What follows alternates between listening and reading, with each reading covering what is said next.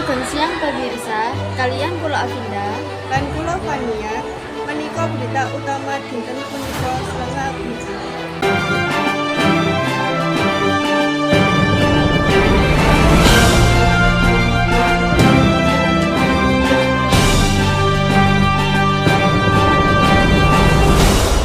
ngawali informasi dinten punika SMA Negeri Siji Krian utawi Semanika terus nuduhake komitmenipun kagem njaga kelestarian lingkungan lumantar program Adiwiyata.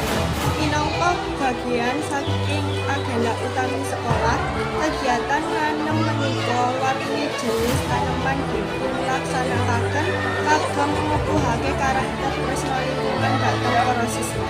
Boten namung wonten nandur, nanging siswa ugi dipunajari pangarsa widinatipun ekosistem ingkang indah. Swasana ing Semanika katon ijo royo-royo asri njalari para siswa kerasan lan semangat anggone sinau. Akeh wit-witan sing nambahi segering hawa dadi bukti nyata yen warga Semanika tresna lan njaga lestarining lingkungan. Wonten ugi informasi ngenai target serta tantangan nalika nindakake kegiatan kasebat ingkang badhe dipun aturaken dening para siswa. Kados pundi rincianipun? Sumangga dipun pirsanaken sesarengan ingkang badhe dipun pandhu dening reporter lapangan kita Binsa. Matur nuwun, sapunika kula nembe sesarengan kalian arus punika nggih punika siswa kelas 12 Manikan. Pertanyaan sing damel kula tanyakaken yaiku sing pertama, apa target jangka panjang sing kepengin dipengayuh lan tantangan sing paling aurat kagem program Adiwiyata niki? Matur nuwun Benca, target jangka panjangipun nggih menika mujudaken lingkungan asri lan jaga.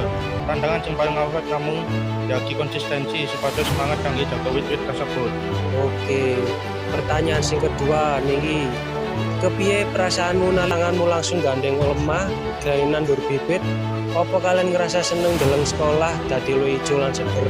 Rasane marem sanget Benca, senajan reget nanging wonten puasan saged nandur piyambak. Kula lan kanca-kanca sanget deleng sekolah dados asli lan seger. Amarga suasana ijo niki ndamel sinau dadi luwih betah. Oke, mekaten raos bingah lan pangajap ingkang dipun rasakaken para siswa nalika nanem taneman wonten ing lingkungan sekolahipun. Sapunika wangsulaken dumateng studio. Dibukanipun kegiatan nanem wit-witan wonten ing Semanika menika boten namung kegiatan biasa, nanging minangka bukti nyata kagem lawento karakter tresna lingkungan dening para siswa. Kanthi gotong royong antar siswa pun guru lan siswa pangajaripun sekolah saged dados papan ingkang asri lan lestari.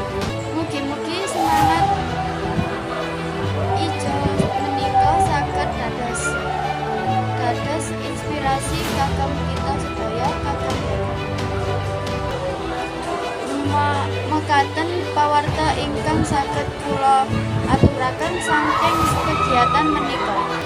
Kita saged sinau pilih njaga alam menika tanggung jawab sesarengan kagem masa ngarep ingkang langkung sae.